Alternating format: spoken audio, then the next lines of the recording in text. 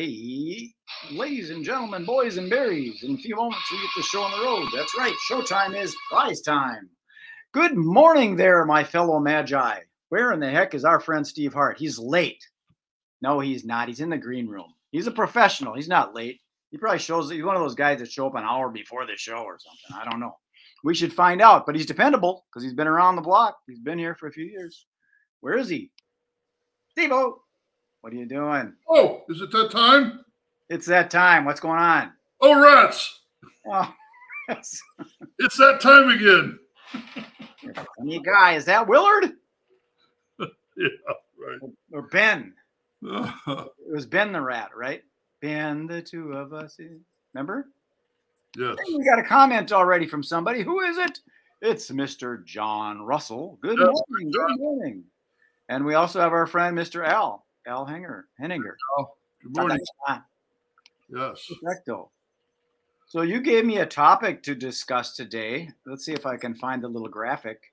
It had me thinking when you posted that topic, and here it is: why senior audiences can be the best audiences.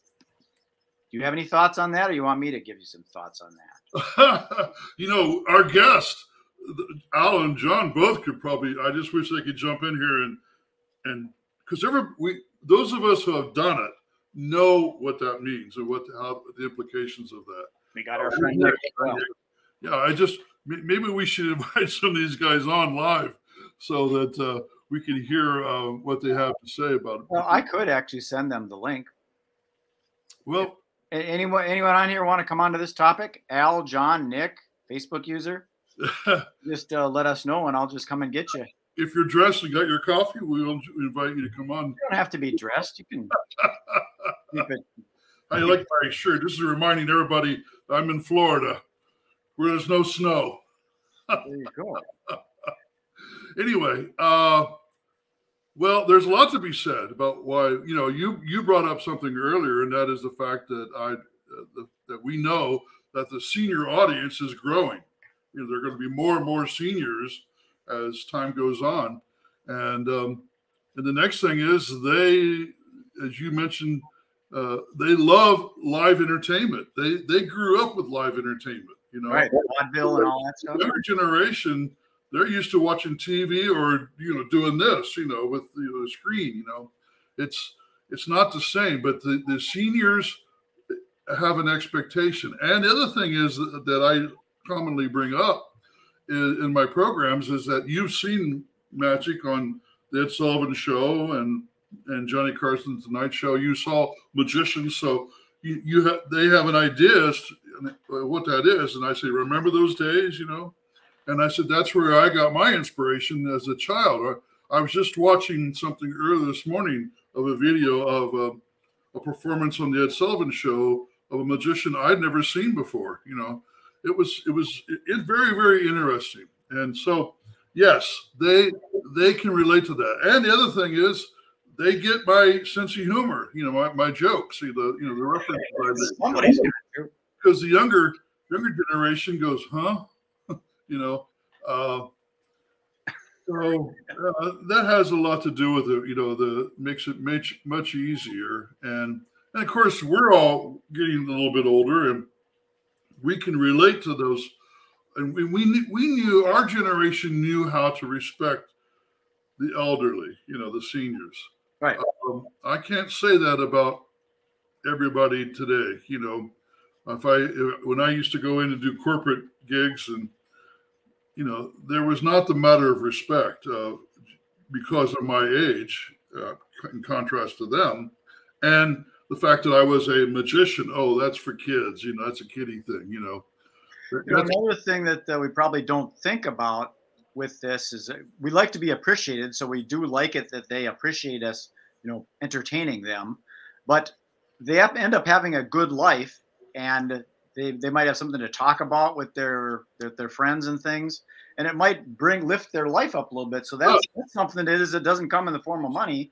It comes in, I feel good about myself because I heard that person was thinking about committing suicide because they're so depressed and they never saw their grandkids, and now they're alive and enlightened and awake and they're enjoying themselves.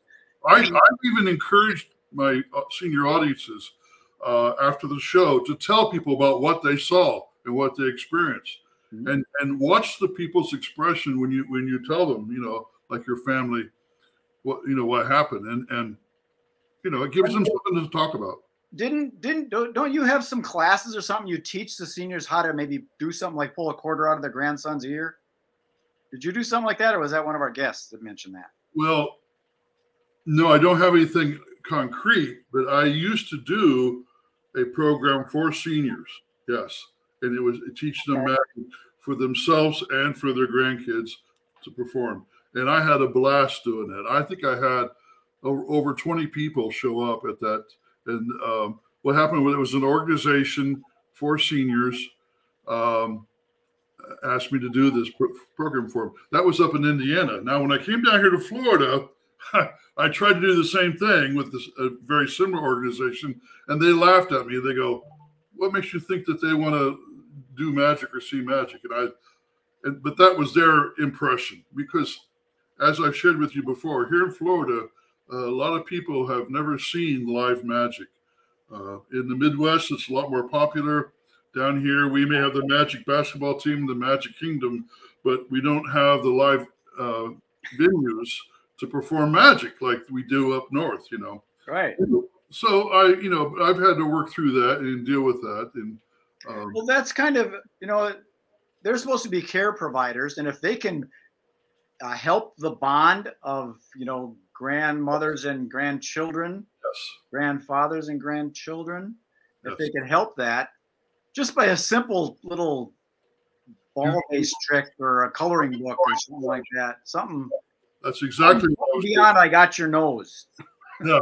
Oh, when I was a kid, that was popular. And the coin behind your ear. Now, notice I don't say it's in your ear. I say it's always behind your ear. I do that, And so, yes, I totally agree, Oh, by the way, I'll throw a little joke for you. Sometimes I'll be pulling the coins off behind kids' ears. Go, do me. And I'll go over and say, oh, that's dirt. I said, you should wash behind your ears. And I started laughing. I said, no, I'm joking. Here's the other coin I pulled off from the other side. Somebody's got to have a sponge potato you could pull out of there. Now, see, now you're showing your age, because only our generation knows what that means. You're true. That's right. Well, there we go. The seniors would understand. You're going to clean your ears. You'll grow potatoes in there. Is that sponge potato? No, it's my hearing aid. Would you speak up a little louder? So that makes a lot of sense of why that senior market could be a growing one considerably. We're all getting older, and if we can live longer, they got to put us somewhere. So you can't just lock us up in a room. It doesn't pay as well as we have talked about, but it's more. There's more of them, more shows, more plentiful. More opportunities. I have an email, from a facility over in Orlando asking me to do a show this month. I mean, in December. Well, that's an area I'd like to talk about, because some people are in that myopic thinking of you can only get paid when you're, per performance. There's other things that could possibly happen out of this, like sponsorships from outside people.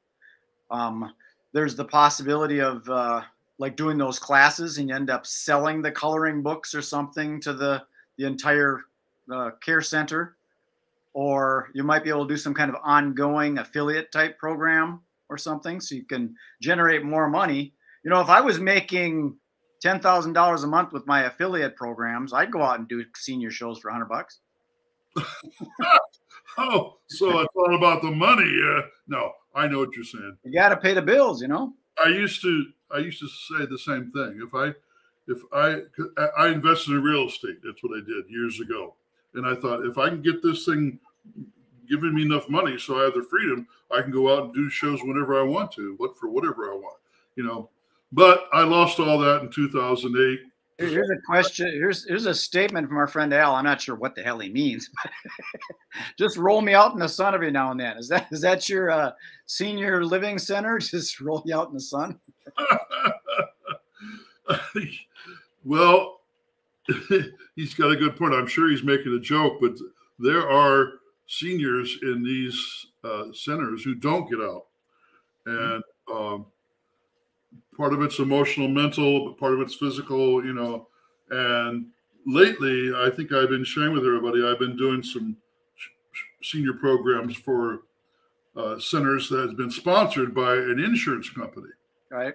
And the last few we've had, people are not showing up. That I get there, they have a facility that holds 100 to 200 people, and only 16 or 25 people show up for the program. And I asked them why, and they said that was the reason why, is because some of them physically couldn't get out, or emotionally they just can't get out there, you know. And that's one of the things that it does is this is an opportunity for them to get out and experience something they don't normally experience. Well, there's something that might incentivize these people to say, you know what, I do feel like getting up and going to see that show. It seems like fun. So that's another reason why. Oh, here's something that our friend Nick said, and I'd like to talk about this a little bit too. He says, that's one thing I don't understand completely. Most of these places charge $1,000 or more per week per resident, yet they won't pay much for entertainment. Well, yeah, that's right. That's exactly right. They have their expenses. It's more than $1,000 a month. Most of them are like $2,000 or $3,000. But they have their expenses, and they also have their greed. You know, there is that element of it. Greed? Yes, sir. Greed and gluttony. That's all over the place. Everybody wants more. Everybody wants more. Here again, it's where do they perceive the perception of value? Where's the value at? And I will say that when I go out and do my programs, as many of you have, that they do show appreciation, not just the residents, but the facility itself. Say, we definitely want to have you come back again. Well, when I was doing full time, there were two different areas I focused on. There was entertainment and there was marketing. So you can do a company picnic for a company and they'll pay you okay. But if you're working their trade show or doing a sales meeting where you can increase their sales, you can add a zero onto your fee. And that is something we could address here in the future. So my point on that is with these senior centers, if you're communicating with the senior center saying, hey, I'll come in here for this fee, but here's what else we could do for a different fee. And then you start going out and you're doing marketing for this senior center. Well, they're doing radio ads and stuff all over the place. You know, come to this beautiful senior center. It's a wonderful place. They're paying all that money anyways. What if you were out hitting thousands of people with your magic presentations, right, mentioning that specific care center? Now your value is different.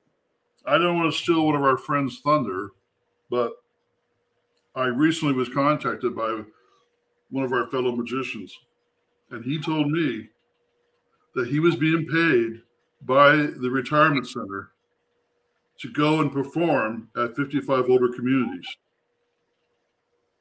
knowing that they eventually have to move into an assisted facility. So that's exactly what's happening. Did you get that? Kinda. Okay. What that means is we got XYZ nursing home, and they want people to be aware that they're there. So I am doing they're going to sponsor me as a show and pay me to go and perform at the 55 older community, which is, you know, down here they have these big communities. You have to be 55 or older to get into to buy a house. And they have a clubhouse where they have activities. Right. So I go and do a show there, and I say, by the way, this is being sponsored by XYZ nursing home. So they become aware of the fact that they're there. And so right. And XYZ nursing home will pay a lot more for marketing like that than they're going to for a show. That might be. And here's another comment from. Yeah, but I'm going to pursue that. There's another comment from an anonymous somebody. I'm not sure who it is. Yes. Assisted living homes want volunteers from church groups, etc., to come in. Yes, that is a possibility, and that's where you got to change your value, your perceived value. Yeah, well, that's why positioning. They have limited budgets, you know, and so we've talked about this before. I know I heard one facility said they only have $250 a month for a entertainment to bring in. So that's the budget they have. So if they don't have a budget like what was just described there, that's sad. That's very sad. That tells you a lot about that particular facility, that they don't have anything other than TV and games from the play. And what I'm saying is that if you can find out where there is some money, maybe there's no money in that budget for entertainment, but in the marketing budget, there might be some. That's true. That's true. You got a good point. But usually, that's mostly done through corporate, not through the local facility center, whatever. Yep. So, yeah, you can't get blood out of a turnip, right? Hey, there's a market out there. There's no question about it. Like I just said, I got a contact this morning from that contact came through the marketing procedure I've been using, which I'm assuming that everybody who's within the group here has signed up for my videos. I got 6 videos teaching you how my strategy for how I'm marketing myself and getting the work that I'm getting. And if you're not signed up for it, it's free. It's free. So, let me know, and I'll be glad to start sending those to you. So let me see if I got. You got somebody else coming No, I thought I had I'm looking for your. Your name so people can find you. Oh, well, no, just have them. Just contact you in Facebook Messenger. Yeah, right. That's exactly right. That's a simple way of doing it. Yeah. There you go. If you want those videos from Mr. Steve Hart, just contact him on Messenger and he'll fly them over your direction. Right. Yeah. That's why I'm telling most of the guys are doing that. They're just contacting me through Messenger, since we're all here on how do I sign up for the videos. So he just told you, go send me a private message on Messenger and I will start sending them to you. I send them to you. I don't give them to you all at once. I start sending them because I want to keep track of your progress, because the 6 videos involve a progression of where we're going, because it's a strategy. You don't eat an elephant all in one bite, right? Right. Yeah. Right. Exactly right. I think that's Steve Holt that's asking, by the way. It looks like it's Steve. Go through this mental shift, Oh, yeah. Steve's seen the videos. Yeah. He was one of the first ones to sign up. Well, then maybe this other user might be somebody else. I don't know. Yeah. No. They're anonymous. Yeah. So, the whole reason for this group is to help magicians do what they do, what they love to do, and that's performing for audiences of seniors, and that is a vast, in my opinion, it's a vast market to pursue, and there's a great opportunities there. There are hundreds within a 100-mile radius of where you live of opportunities. I'm interested in the opportunity, but I just, like I mentioned before, I don't want to start performing so much again. I'll do a gig here and there, but I don't want to go out 3-4 times a week. You told me that you did a senior group just recently. I did. It was fun. And you really enjoyed it. And it paid good because it was somebody that I knew, and she tipped me well too. So it was $500. I get the juice from the audience. When I go in, I perform for them and watch their faces. Yeah. I like to get the money, but you're a kind, giving person. I'm kind of selfish. Well, you get what you pay for, I guess, or you pay what you have to offer. No, but it's a very interesting market, and understanding that it's going to be growing. So the idea of being able to tap into it, I'm always a forward-thinking person, sort of a visionary. So I'm keeping my eye. No, you're not a selfish person, or you wouldn't be doing this. That's true. You're doing this for free. I was making a joke about myself. Yeah. Okay. Good. Self-degrading humor, they call it. Okay. I know better. I'm a very nice guy. Yeah. Right. You are. Yes. I would like to maybe see if I could help people market to this audience, because my thing is marketing, and my brain, like when I first started doing magic, and I think I told you this before, the way that I got my leads is I started this trade show up here in Minneapolis. And this is a trade show where event planners, I had a couple thousand event planners come from major corporations to look for what they could, for their events, for Christmas parties, sales meetings, trade shows, whatever. And it was easy. So my brain works that way. I've always had a fairly easy way until the internet came along and made it so vast. I'm having a hard time. I'm flying through the universe here.